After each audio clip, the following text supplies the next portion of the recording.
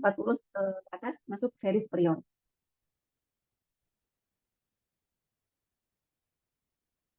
Nah, kemudian ini akan saya sedikit jelaskan ya, terkait apa namanya subtes-subtesnya. Jadi IST ini memiliki 9 subtes. Nah, nilainya beda-beda ya. Jadi di anak tadi yang rata-rata itu ternyata sebaran nilainya tidak semuanya di S atau di sedang. Tetapi contohnya ini ada yang sangat rendah di WA-nya, kemudian di AN itu sangat tinggi, ME juga sangat tinggi, begitu ya. Di SE masuknya tinggi, yang lainnya termasuk rendah. Nah, ini adalah gambaran atau profil dari tiap-tiap subtesnya. Ini penjelasannya terkait tiap subtes. Ada 9 subtes tadi. Yang pertama adalah SE. SE atau Common Sense. Ini menggunakan bahasa Jerman ya. Common Sense ini mengukur bagaimana pembentukan keputusan. Jadi dilihat apakah anak ini mampu memanfaatkan pengalaman masa lalu untuk kemudian diterapkan pada pada soal-soal yang ada di dalam tes, gitu ya, di subtes ini. Di sini penekanannya pada hal-hal yang praktis dan konkret, pemanakan realitas, dan mengukur bagaimana seseorang bisa berpikir secara berdikari atau mandiri. Ini tesnya verbal ya Bapak Ibu. Jadi tadi hal-hal yang praktis konkret, hal sehari-hari yang sangat dipengaruhi oleh bagaimana dia bisa memanfaatkan tadi pengalaman masa lalunya. Kemudian subtes kedua yaitu subtes WA. WA ini kemampuan analisis, jadi verbal juga, mesti verbal. Di sini mengukur kemampuan bahasa, perasaan empati, berpikir induktif menggunakan bahasa, dan memahami pengertian bahasa. Jadi kalau yang tadi itu praktis dan konkret, yang ini lebih ke teoritis. Selanjutnya, subtes ketiga ada AN. AN ini adalah analogi atau kemampuan berpikir fleksibel. Di sini mengukur kemampuan fleksibilitas berpikir, daya mengkombinasikan, mendeteksi dan membedakan hubungan-hubungan, serta adanya kejelasan dan konsekuensian dalam berpikir. Ini masih verbal ya, verbal dan praktis. Selanjutnya di GE, ini kemampuan verbal juga, tapi di sini ke teoritis lagi, mengukur kemampuan abstraksi verbal, kemampuan untuk menyatakan pengertian akan sesuatu dalam bentuk bahasa, membentuk suatu pengertian atau mencari inti persoalan, serta berpikir logis dalam bentuk bahasa. Selanjutnya ada subtes kelima yaitu RA. RA ini mengukur kemampuan berpikir praktis. Jadi kalau tadi 1 sampai 3 ini 1 sampai 4 ini verbal, maka yang RA ini tesnya bentuknya angka-angka. Nah, di sini mengukur kemampuan berpikir praktis dalam berhitung, berpikir induktif, listening, dan kemampuan mengambil keputusan. Selanjutnya, subtes ke-6, ZR. ZR ini kemampuan numerik, jadi bentuknya angka-angka juga. Kalau yang tadi RA ini berpikir praktis atau praktik dari hitungan, kalau yang ZR ini berpikir teoritis dengan hitungan. Jadi mengukur kemampuan berpikir induktif dengan angka-angka, serta kelincahan dalam berpikir. Harus lincah, kenapa? Karena dia di soal ini bukan menerapkan apa namanya rumus yang sudah ada, tapi bagaimana dia berpikir membuat rumus sendiri untuk memecahkan masalah-masalah yang ada. Kemudian subtes ke-7 ada FA. FA ini bentuknya bukan angka dan bukan verbal, tapi bentuknya adalah gambar. Di sini mengukur kemampuan konkret menyeluruh. Jadi FA ini mengukur kemampuan dalam membayangkan, kemampuan mengkonstruksi, sintesa, dan analisa, berpikir konkret menyeluruh, serta memasukkan bagian pada satu keseluruhan. Selanjutnya di subtes 8 ada WU. Ini kemampuan abstrak, jadi bentuknya gambar, tetapi gambarnya kalau yang FA tadi 2 dimensi, dan yang WU ini 3 dimensi ya. Jadi di sini mengukur dari kemampuan daya ruang, membayangkan 3 dimensi, menganalisa, serta kemampuan konstruksi teknis. Dan subtes terakhir ME ini mengukur kemampuan daya ingat.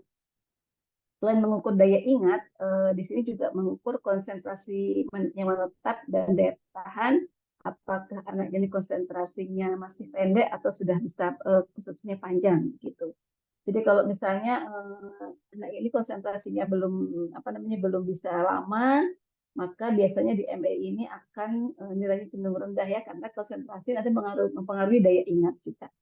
Seperti itu. Selanjutnya setelah kita melihat tes kecerdasan atau IQ intelektual, selanjutnya kita melihat kecenderungan minat ya Bapak Ibu. Nah di sini saya menggunakan tes Yasek atau tes Holland di mana ada 6 kategori dari minat anak-anak ini yang dikaitkan dengan minat pekerjaan. Jadi pekerjaan tipe tertentu kemudian masuk ke dalam 6 kategori dari Holland. Yang pertama tipe doers atau realistik. Nah, peserta didik yang termasuk kategori realistik ini umumnya terampil secara mekanik atau pekerjaan yang mengutamakan keterampilan fisik dan kekuatan otot. Jadi anaknya realistik ini sukanya tadi ya pekerjaan-pekerjaan yang bisa dikerjakan secara langsung dengan tangan ya, baik di bidang kalau di bidang kayak pertanian gitu ya, atau kalau bidang mekanik ya mungkin seperti di teknik mesin atau seperti di perbengkelan begitu ya. Jadi hal-hal yang bisa dikerjakan secara langsung karena di sini mengutamakan keterampilan fisik dan kekuatan otot. Kemudian tipe kedua itu thinkers atau investigatif. Kalau yang realistik tadi menggunakan otot, kalau yang investigatif menggunakan pikiran begitu ya, menggunakan pikiran. Jadi cenderung memiliki ketertarikan peminat untuk bekerja yang mengobservasi, belajar, menganalisa dan memecahkan masalah. Jadi kepo gitu ya, atau keinginan tahunya sangat besar, seperti para saintis, detektif, pengacara, begitu ya, atau bidang-bidang pekerjaan lain yang memerlukan ya analisa masalah seperti itu. Kemudian tipe ketiga yaitu creators atau artistik. Nah, peserta didik yang termasuk kategori artistik ini memiliki minat bekerja pada situasi yang tidak terstruktur, di mana mereka dapat dengan leluasa memanfaatkan kreativitas mereka. Jadi mereka ini apa namanya biasanya tadi dia orangnya kreatif tapi tidak mau terkekang baik dengan ruang, dengan waktu dan dengan pakaian. Jadi mungkin anak-anaknya males gitu ya kalau harus berangkat pagi, pulang kerja itu berangkat pagi, pulang sore, harus pakai seragam dan di tempat tertentu yang dia tidak bisa apa namanya membuat dia keluar kreasinya begitu. Selanjutnya tipe keempat yaitu helpers atau sosial. Kalau jadi beda-beda ya, kalau yang sosial ini adalah memiliki minat bekerja bersama dengan individu-individu lain dibandingkan dengan peralatan. Jadi sangat suka bekerja bersama-sama, terlibat dalam kelompok, dan juga senang membantu orang lain untuk belajar dan bertumbuh. Fokusnya pada orang-orang yang ada, begitu ya. Yaitu dikerjain bersama dengan orang-orang, mungkin seperti manage apa namanya tim gitu ya, tim dia harus ada teamwork, kemudian senang belajar dan senang membantu orang lain ya seperti mungkin Bapak Ibu guru. Nah, ini termasuk yang senang membantu orang lain untuk belajar dan bertumbuh.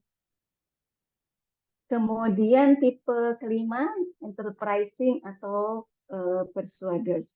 Nah, peserta didik yang termasuk kategori enterprising ini memiliki minat bekerja dengan individu lain, tetapi lebih ke mempersuasi orang lain dan tampil di muka umum. Jadi kayak leadernya, kemudian mereka juga cenderung berani mengambil risiko untuk mendapatkan keuntungan atau seperti para entrepreneur begitu ya.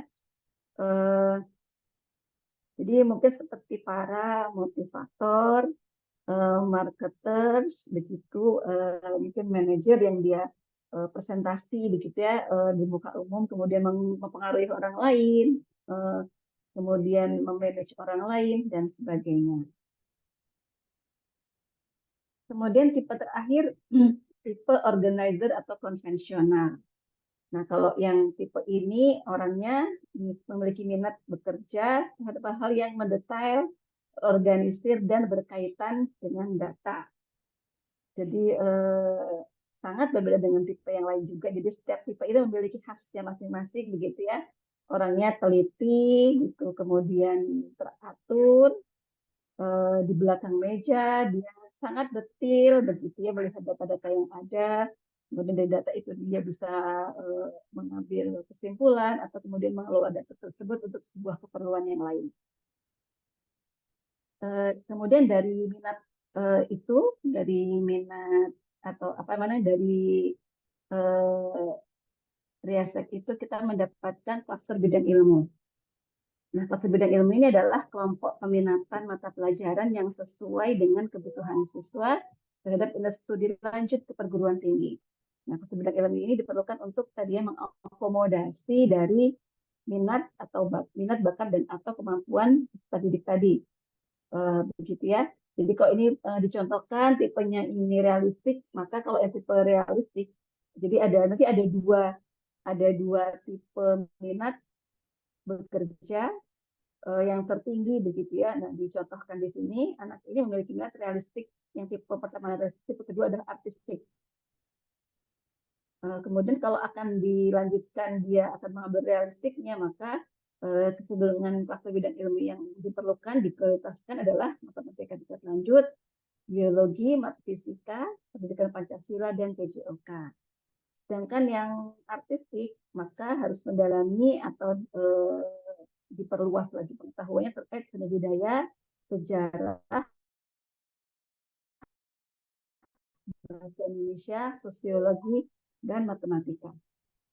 Nah, bidang ilmu ini kita melihat interpretasi bidang studi, yaitu apa namanya interpretasi studi ini adalah kesesuaian antara minat bakat siswa dan kluster bidang ilmu yang diambil dan dipelajari oleh murid untuk persiapan dan pepatangan studi lanjut. Nah, dicontohkan untuk yang tipe realistik ini ada 30 ya interpretasi bidang studi yang bisa dilirik atau kemudian disesuaikan lagi dengan hal yang sangat diminati begitu. Di anak realistik ini ada yang minatnya jadi pilot begitu ya atau di bidang militer karena tadi ya terkait fisikal begitu. Di teknik juga bisa, kemudian chef bagian juga dari realistik. Kemudian kalau hal yang lainnya ada di bidang kesehatan, ada di ilmu keperawatan, gizi kesehatan, farmasi dan rekam medis begitu ya. Di IT-nya juga ada ilmu komputer multimedia. Di pariwisata, kemudian di bidang-bidang lain ya, ini bidang pertanian, ini termasuk tipe-tipe yang realistik begitu, tipe-tipe yang menggunakan keterampilan otot untuk dikerjakan. Kemudian interpretasi bidang profesi, nah ini adalah kesesuaian antara minat bakat siswa dan kluster bidang ilmu terpilih dilanjut untuk memasuki persiapan dunia kerja. Ini profesinya ya, profesi yang mendukung minat dan bakat. Tadi di bidang pertanian, di bidang kesehatan, asisten kesehatan, di bidang komputer, maksudnya mekanik, kemudian apa namanya, ini juga bisa begitu ya. Kemudian ini contohkan untuk yang artistik. Artistik ini ada 13 bidang studi yang bisa dipilih. Kemudian ada 9 profesi yang mungkin mendukung minat dan bakat di bidang artistik ini. Jadi ada di bidang komunikasi, cantikan, seni gitu ya. Sastra juga bagian dari artistik, fotografi, penyiaran, desain interior, arsitektur, desain komunikasi visual. Selanjutnya gaya belajar ya. Jadi kalau sebentar apa namanya dari minat bakat itu sebetulnya diawali dari tadi ya dari pekerjaannya apa, kemudian nanti bidang studinya apa, mau masuk kuliah jurusan mana, nanti lanjut ke apa namanya naik gitu ya ke mata pelajaran yang harus dikuasai. Selanjutnya ini adalah gaya belajar. Nah, gaya belajar ini adalah cara konsisten yang dilakukan oleh seorang murid dalam menangkap stimulus atau informasi, cara mengingat, berpikir, dan memecahkan soal pada proses pembelajaran. Jadi, gaya belajar ini adalah apa namanya kebiasaan gitu ya, kebiasaan atau anak-anak ini nyaman atau lebih mudah menyerap dengan cara seperti apa. Misalnya jadi nah, kalau ini yang pertama tipe belajarnya siswa atau gaya belajarnya visual. Anak yang visual akan sangat mudah mendapat informasi, kemudian akan mudah mengingat dengan hal-hal yang bisa dilihat dengan mata, begitu ya.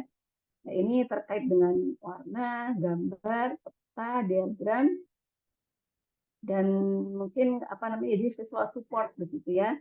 Ciri-cirinya diantaranya mengingat apa yang dilihat daripada yang didengar, suka coret-coret, membaca cepat dan tekun, lebih suka membaca daripada dibacakan, tapi tidak teratur, mementingkan penampilan, lebih terhadap hal detail, pengerja yang baik, dan lebih memahami gambar dan bagian daripada instruksi yang tertulis. Jadi kalau anak visual ini hanya mendengarkan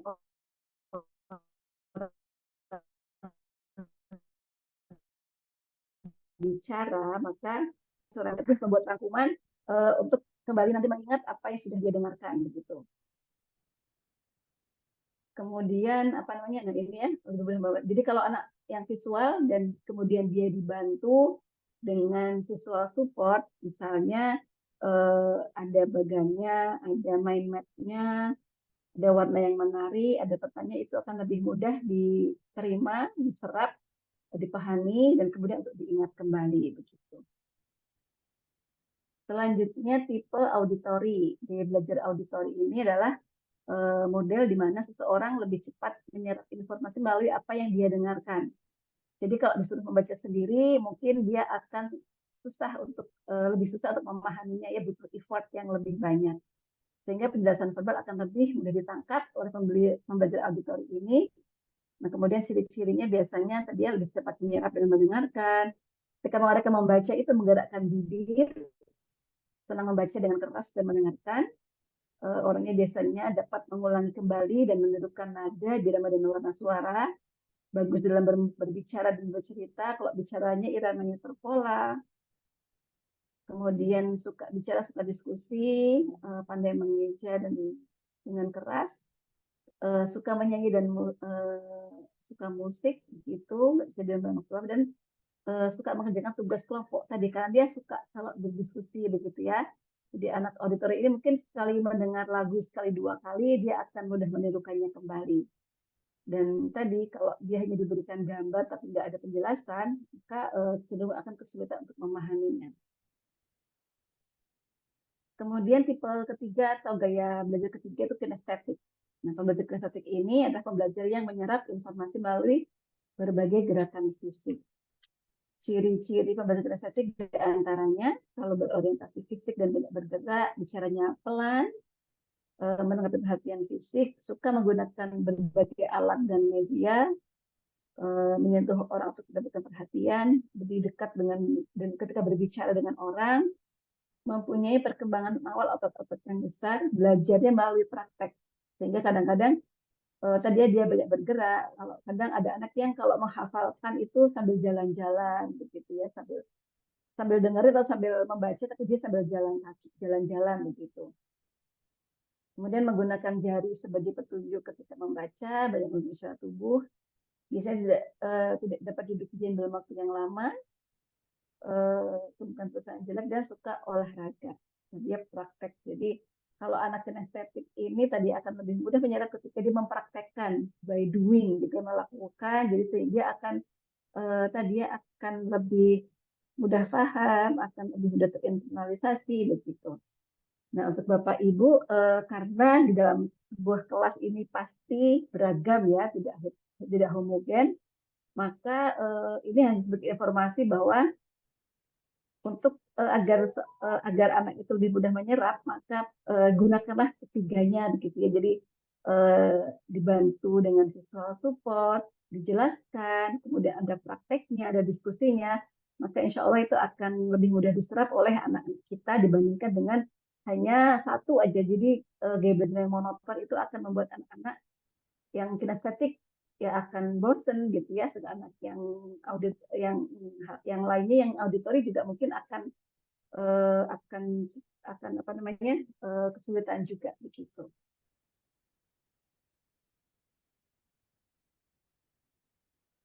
Oke, kemudian selanjutnya adalah ke potensi diri ya, potensi diri. Nah, potensi diri ini adalah hal yang juga sangat penting untuk kita ketahui atau kita ukur begitu ya.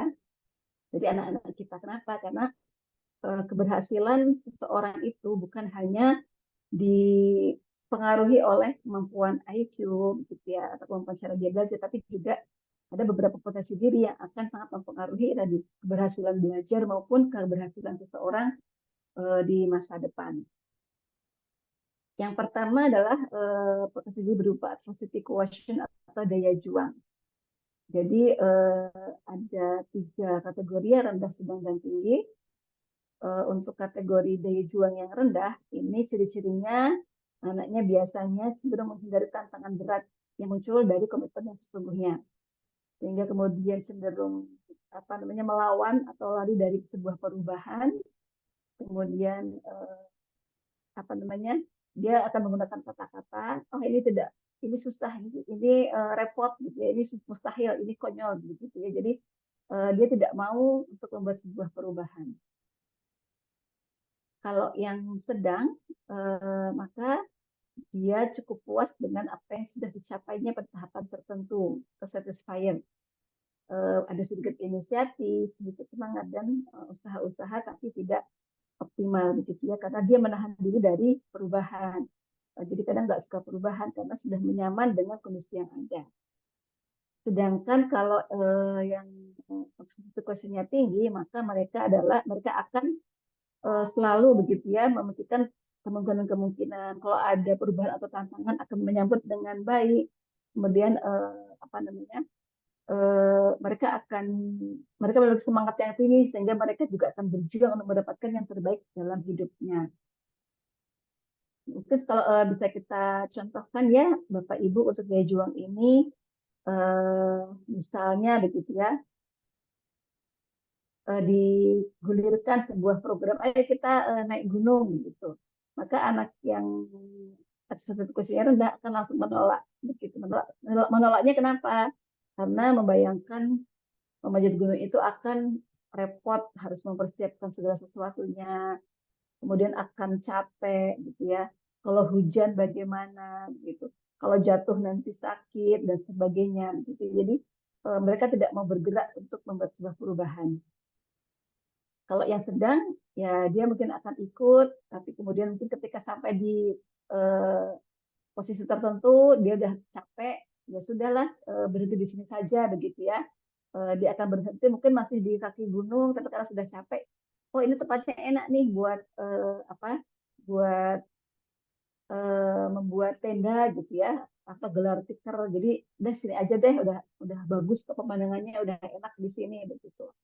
Dan kalau yang tinggi, maka mereka tidak akan berhenti sampai mereka mencapai puncak gunung begitu. Ketika mereka lelah, ya mereka akan berhenti sebentar untuk mengumpulkan tenaga, akan berbekal lagi untuk kemudian berjuang mencapai puncak gunung gitu.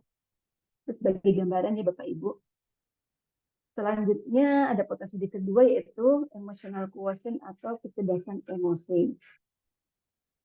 Di sini kecerdasan emosi ini terkait dengan kesadaran diri, penilaian diri, dan kepercayaan diri. Untuk anak yang memiliki kecerdasan emosinya itu rendah, maka kesadaran diri emosionalnya juga rendah begitu ya. Sehingga tidak berpengaruh positif terhadap kinerja pekerjaan atau kinerja belajar. Ini mengapa? Karena penilaian dirinya tidak akurat, jadi tidak bisa mengetahui apa kelebihan dan kekurangannya, dan cenderung tidak percaya diri begitu ya, perasaan harga dirinya rendah dan tidak puas dan tidak positif, sehingga meskipun aslinya itu dia misalnya punya potensi kecerdasan IQ yang tinggi, tapi kalau IQ-nya ini rendah, maka potensinya tidak bisa dioptimalkan gitu. Kemudian di yang kedua, yang sedang ya, yang sedang ini, yang sedang ini, kesadaran diri emosional tergolong sedang begitu ya, dan kurang berpengaruh positif. Karena penilaian dirinya juga masih ragu-ragu. Ada sih tahu, saya tuh punya kelebihan ini, tapi benar nggak ya gitu ya. Kelemahannya apa juga dia tidak terlalu yakin dengan hal itu sehingga pengelolaannya pun kurang tepat dan kepercayaan diri cenderung kurang kuat dan kurang positif. Kalau yang tinggi, maka kesadaran diri emosionalnya tinggi, dia tahu banget dirinya gitu ya. Oh, aku lagi nggak mood. Kalau aku lagi nggak mood, apa yang harus aku lakukan untuk bisa moodnya itu muncul lagi begitu. Tahu betul apa kelebihan dan kekurangannya, bisa memanfaatkan kelebihannya untuk mencapai hal yang diinginkan, dan kemudian bisa mengakali kekurangannya ini dengan hal lain agar dia bisa tetap mendapatkan hasil yang baik. Nah, di sini pun kepercayaan dirinya juga tinggi begitu ya. Dia punya harga diri yang kuat dan positif. Kemudian potensi diri yang ketiga yaitu achievement motivation atau motivasi berprestasi. Ini agak mirip ya dengan activity quotient. Di sini ada 3 juga, rendah, sedang, dan tinggi. Kategori yang rendah ini memiliki keinginan yang standar atau mudah ragu-ragu, memilih pekerjaan atau tugas yang risikonya rendah, kemudian juga melakukan hal yang kurang teliti, tidak percaya diri dengan tujuan yang ingin dicapai. Jadi kalau ada pada anak-anak, kita lihat ya, anak-anak yang memiliki motivasi berprestasinya ini rendah, maka mungkin ketika mengerjakan tugas itu cepat sekali selesai. Karena apa? Adalah yang penting sudah mengumpulkan, gitu ya. Ketika tugas ujian pun mungkin bisa jadi dia akan keluar paling awal, gitu ya. Apalagi yang silang-silangnya tinggal dia akan mungkin nggak akan baca soalnya karena udahlah yang penting aku ikut ujian gitu. Dan dia tidak percaya diri dengan tujuan yang ingin dicapainya. Jika dia tadi kurang teliti, dia merasa aku tidak mungkin dapat nilai yang bagus, ini susah pelajarannya, jadi sudahlah yang penting ikut ujian saja. Gitu. Kalau yang sedang, maka dia punya keinginan yang cukup kuat, tapi sama dengan kebanyakan orang, gitu ya, memilih pekerjaan dengan risiko yang sedang, melakukan hal yang biasa aja, cepat puas dengan tujuannya telah tercapai. Jadi untuk anak yang sedang ini, kalau sudah nggak remedial udah cukup buat dia gitu. Yang penting nggak remedial, yang penting nilainya mencapai KKM. Yang penting tugasnya sesuai dengan instruksi gitu ya, tidak akan membuat detail lagi. Jadi ya yang penting dikumpulkan sesuai waktunya begitu. Kalau yang motivasinya tinggi, maka dia punya keinginan yang kuat yang beda dengan orang lain. Dia tidak puas dengan nilai 7, begitu ya, mungkin dia harus mencapai 9, paling atau kalau nggak 10 ya 9 deh begitu ya. Dengan begitu dia akan berusaha melakukan hal-hal yang lebih baik gitu ya. Karena dia punya tujuan yang harus terlampaui. Jadi karena dia punya target nilainya berapa, maka dia akan berusaha untuk sangat teliti dalam mengerjakan tugas. Sebelum bel berbunyi untuk mengumpulkan jawaban ujian, dia akan terus meneliti lagi, menghitung lagi begitu ya, memastikan bahwa jawabannya sudah betul semua begitu. Kemudian tugas juga demikian, tugasnya dia kumpulkan agak akhir. Kenapa? Karena dia ingin mencapai hasil yang terbaik. Selanjutnya kita melihat survei karakter profil pelajar Pancasila. Ya, ada 6 ini yang sesuai dengan apa yang disarankan oleh Dinas Pendidikan. Ada berkebinekaan global, gotong royong, kreatif, beriman, bertakwa, dan berakhlak mulia, mandiri, dan benalar kritis. Kemudian ada 4 kategori, yang membudaya, berkembang, mulai berkembang, dan memerlukan bimbingan. Ini adalah penjelasan terkait yang berkebinekaan global ya. Jadi kebinekaan global ini adalah adanya ketertarikan terhadap keragaman di berbagai negara serta memiliki kepedulian terhadap isu-isu global. Untuk yang sudah membudaya berarti anak ini sudah ini ya, dia apa namanya, tahu tentang keragaman gitu ya, kemudian dia bisa toleran terhadap orang lain, dia memiliki kepedulian terhadap isu-isu yang ada baik di lingkungan sekolah, lingkungan rumah, skala nasional maupun isu-isu global. Selanjutnya kalau yang berkembang juga sama, sebetulnya memiliki ketertarikan terhadap tadi keragaman yang ada, cukup bisa toleran, kemudian mungkin juga mengikuti perkembangan atau berita-berita yang ada di baik nasional maupun di internasional. Untuk yang mulai berkembang, mulai menyadari, anak ini sudah menyadari adanya dia sebenarnya cukup tertarik begitu ya, tapi belum sepenuhnya bisa diterapkan gitu ya, belum mungkin masih ada kurang toleran, masih belum ada apa namanya belum ada aksi begitu ya untuk untuk melakukan sesuatu dikaitkan dengan isu-isu global atau isu-isu yang terjadi di sekitarnya. Kalau yang perlu bimbingan tidak ada ketertarikan begitu ya, dan bisa menerapkan dalam kehidupan sehari-hari. Jadi tidak ada kepedulian terhadap lingkungannya, begitu tidak toleran, begitu kemudian ya dia fokus pada dirinya saja begitu ya. Kemudian selanjutnya ada gotong royong. Profil gotong royong ini adalah kesediaan dan pengalaman berkontribusi dalam kegiatan yang bertujuan memperbaiki kondisi lingkungan fisik dan lingkungan sosial. Kalau yang sudah membudaya, berarti dia sudah konsisten, dia sudah rutin untuk mengikuti kegiatan gotong royong, mengikuti kegiatan kerja bakti, begitu ya, piket dan sebagainya, dan dia pun bahkan menggerakkan aktivitas terkait gotong royong tadi. Jadi kok mungkin ya anak ini jadi leadernya, begitu ya, leadernya, kemudian dia menginisiasi sebuah program, dia bisa mengkoordinasikan teman-temannya dan sebagainya. Yang berkembang, dia punya kesediaan dan mau berkontribusi untuk lebih gotong royong. Kalau yang mulai berkembang ini dia tahu bahwa gotong royong itu penting, harusnya saya ikut terlibat dalam kegiatan kerjasama tadi, tapi belum sepenuhnya bisa diimplementasikan atau belum sepenuhnya mau mengikuti kegiatan tersebut. Kalau yang perlu bimbingan, maka anak ini menganggap bahwa kegiatan gotong royong atau kerjasama tadi untuk memperbaiki lingkungan fisik maupun sosial ini tidak penting. Karena tidak penting, maka dia pun tidak mau bersedia untuk mengikuti kegiatan tersebut. Selanjutnya kreativitas.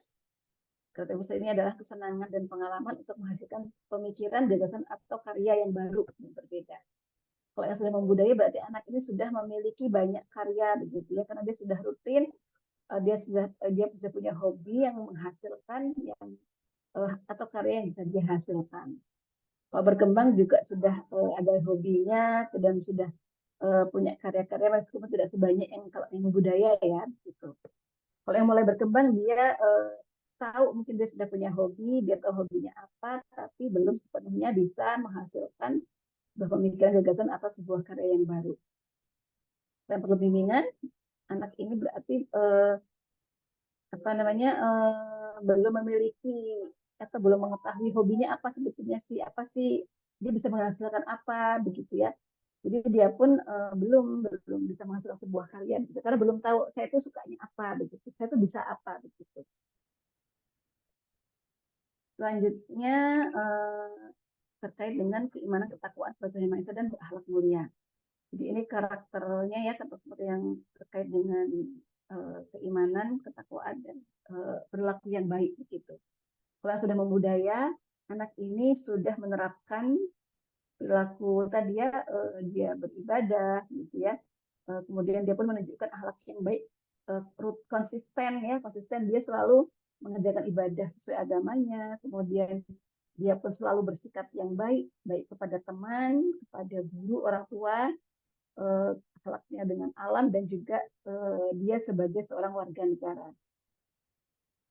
Kalau yang mulai berkembang, dia punya kesadaran pentingnya kita itu beribadah dan kita tuh harus memiliki akhlak yang baik dan bisa menerapkan dengan baik.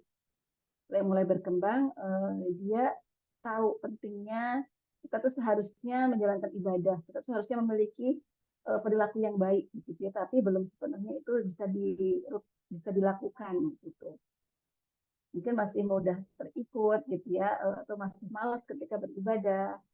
Jadi tadinya belum bisa diterapkan.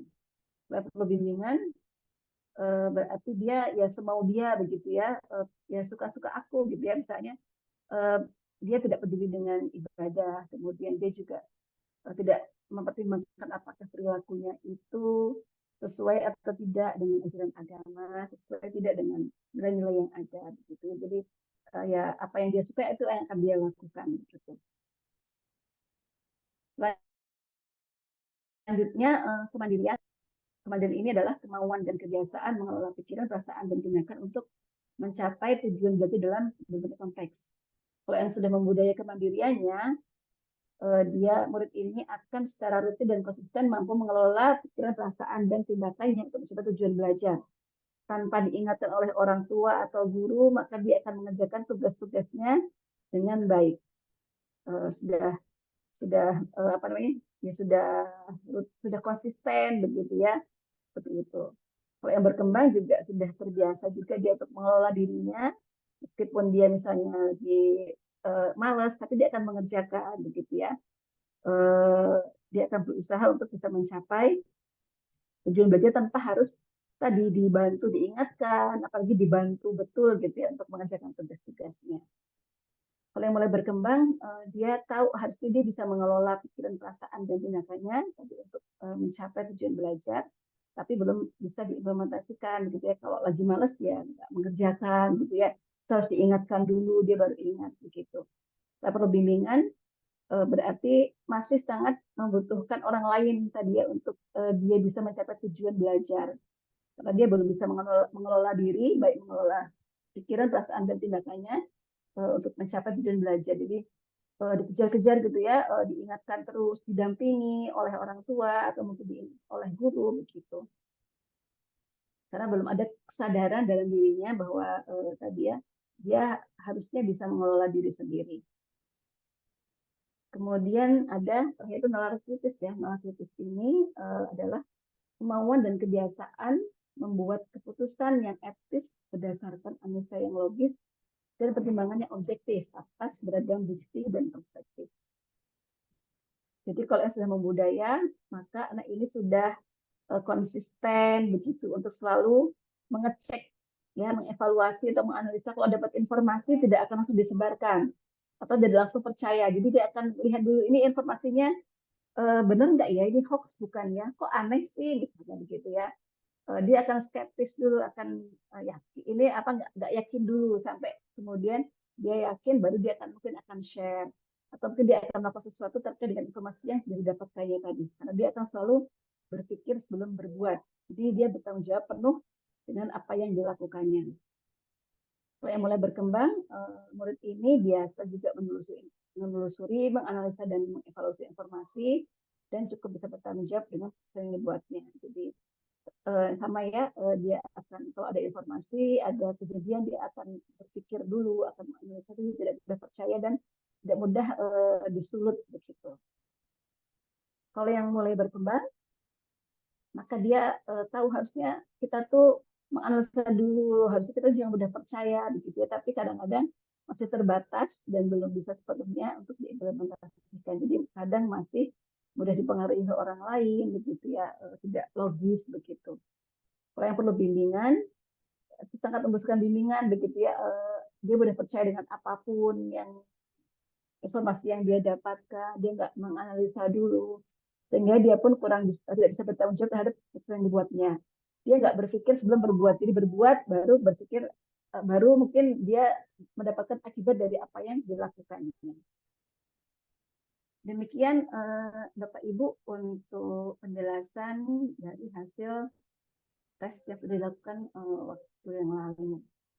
Selanjutnya saya serahkan kepada Mbak April untuk melanjutkan.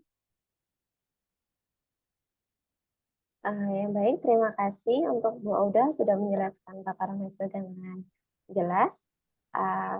Selanjutnya adalah sesi tanya jawab. Jadi bagi Bapak Ibu yang mau ada yang ditanyakan atau disampaikan, silakan bisa langsung on mic saja atau bisa melalui kolom chat. Mari silakan.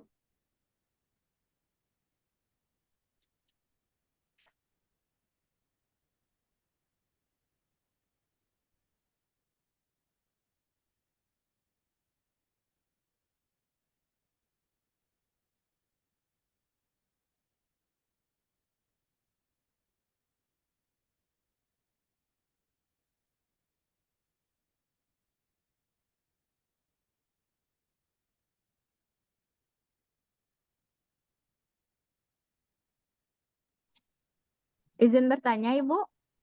Ya, silakan Ibu Dewi Hapsari. Hai, terima kasih atas kesempatannya, Ibu. Assalamualaikum warahmatullahi wabarakatuh. Dewi Hapsari dari SMA 1 Timpeh, Bu. Izin bertanya, Ibu, di sini ada hasil tes anak ini itu kecenderungan klaster bidang ilmu atau mata pelajaran. Ada di situ contohnya matematika tingkat lanjut, biologi, fisika, pendidikan Pancasila, dan sebagainya. Nah, ini maksudnya adalah mata pelajaran pendukung untuk anak lanjut ke perguruan tinggi, begitu maksudnya Ibu? Terima kasih Ibu. Assalamualaikum warahmatullahi wabarakatuh. Nah, Ibu Dewi, betul ya. Jadi tadi apa yang namanya klaster bidang ilmu ini tadi pelajaran yang akan mendukung dari apa yang nanti akan apa namanya dia akan kuliah di mana gitu ya. Misalnya kan anak yang realistik contohnya ya. Nah, basic ini kalau dia ingin mengambil bidang pertanian maka dia juga akan perlu untuk dia tahu biologi begitu ya. Kemudian apa namanya? Jadi ini adalah ilmu-ilmu mata pelajaran yang akan membantu nanti ketika akan kuliah di tingkat selanjutnya sesuai dengan tadi minatnya begitu ya. Jadi mungkin kalau anak-anak masih bingung, dimulainya dari kamu pengen kerja jadi apa dulu. Jadi apa? Setelah itu nanti dari kerja jadi apa, nanti kuliahnya di mana begitu ya. Kuliah di mana, baru nanti setelah itu kan bisa menentukan, oh berarti kalau aku kuliahnya di sini, nanti apa yang akan dibutuhkan begitu ya, seperti itu. Kalau misalnya di sini kan kalau yang IT berarti dia matematika kerja dia harus mumpuni begitu. Fisika juga begitu ya. Kalau kemudian di bidang tadi pertanian atau di bidang medis maka biologi dia juga harus menguasai begitu. Begitu ya Bu. Tadi dimulainya dari belakang aja. Dia mau kerjanya nanti apa sih gitu ya, kerja apa? Di situ nanti menentukan kuliahnya di mana. Jadi kadang-kadang ada anak yang asal kuliah, ketika asal kuliah ternyata minatnya bukan di situ kerjanya begitu ya. Itu banyak orang yang salah jurusan begitu. Salah jurusannya apa, dia kuliahnya apa, kerjanya apa, itu tidak nyambung begitu ya. Jadi kalau misalnya dia tipenya tadi misalnya apa ya yang apa namanya ada sih kayak contoh-contoh ya. Misalnya dia sebetulnya tidak ingin masuk ke dokteran, tapi karena orang tuanya gitu ya, akhirnya dia sudah kuliah di sana, ternyata minat bekerjanya dia malah jadi pedagang. Ada yang begitu, begitu ya.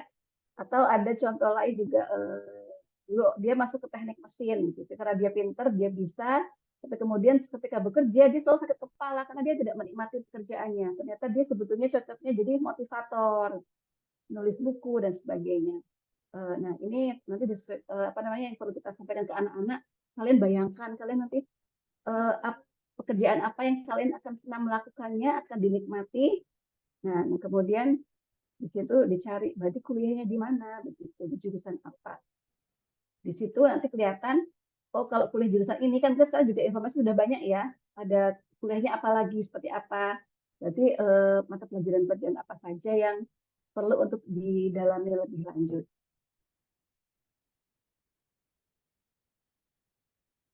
Begitu ya, Iya, Bu? baik Bu. Terima kasih informasinya Bu. Berarti ini kita melihat anak ini kan yang diutamakan dulu yang hasil ini nak Bu, minat tinggi, realistika, sosialkah. Dari sana baru kita bisa lihat kan dianya tuh berarti minat bidang pekerjaannya apa begitu. Iya, betul. Baru nanti kita arahkan ya ke program studi dan eh, perguruan tinggi yang diinginkannya begitu. Ya, Iya. terima kasih Bu. Iya, sama-sama. Ya, terima kasih untuk Bu Dewi Hapsari sudah bertanya. Selanjutnya untuk Ibu Bapak Guru yang lain, barangkali ada yang mau ditanyakan, silakan. Mohon bicara, Bu. Ya, silakan Ibu Rina Nurlaili. Ya, menyambung dari pertanyaan Ibu Dewi tadi nih, Bu. Kalau sekiranya siswa dari hasil tes sudah tergambar minat atau bakat anak ini kemana potensinya. Hanya saja mungkin ketika mereka sudah, misalnya sekarang mereka sudah kelas 12 ya, Bu. Cuman mata pelajaran pendukungnya itu ternyata tidak sesuai dengan arahan hasil dari minat dan potensi siswa kita setelah tes ini. Itu bagaimana, Bu? Misalnya ada contohnya siswa ini berminat ke arah misalnya ada ke apa namanya ke kesehatan gitu kan. Cuman mata pelajaran pendukungnya tidak sesuai dengan minat mereka ke depannya. Itu bagaimana mensiasatinya? Bagaimana cara kita membimbing mereka gitu. Itu saja, terima kasih Bu. Baik, Bu Rina. Jadi kalau sudah terlanjur ya, sudah terlanjur masuk itu gitu ya, ya berarti itu secara mandiri ya, atau nanti mungkin sekolah bisa membuat kelompok belajar gitu ya, kelompok belajar di luar jam sekolah gitu ya, untuk mungkin kayak klub-klub gitu ya, klub sains atau klub kesehatan dan sebagainya, untuk tadi menjaring anak-anak untuk lebih mendalami lagi begitu. Kelompok diskusi begitu ya Bu, mungkin bisa begitu ya mensiasatinya, ditambahkan saja. Baik, terima kasih Bu.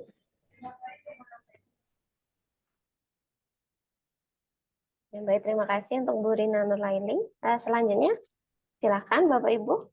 Ada yang mau ditanyakan lagi atau mau disampaikan? Silakan.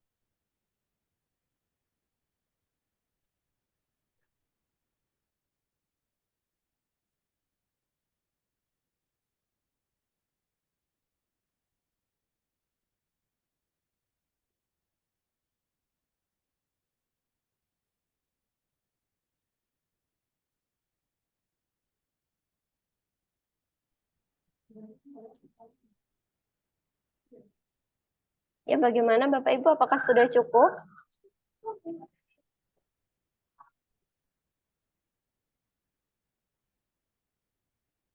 Jika memang sudah cukup, sudah tidak ada yang mau ditanyakan atau disampaikan lagi, maka akan segera kami akhiri. Bagaimana?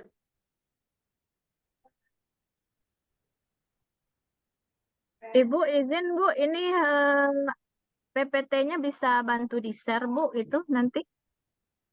Ya Ibu, nanti setelah Zoom akan kami share di grup koordinasi WhatsApp masing-masing ya Ibu ya. Oh iya, terima kasih Bu. Ya Ibu. Ya, baik, karena sudah tidak ada yang ditanyakan lagi, maka akan segera kami akhiri. Tapi sebelum itu, Bu Auda ada yang mau disampaikan?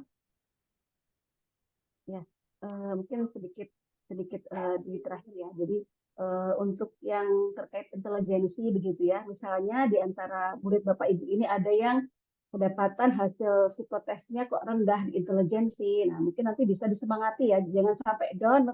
Itu bisa disampaikan bahwa nilai yang rendah ini bukan apa namanya, masih bisa ditingkatkan di prestasinya begitu ya.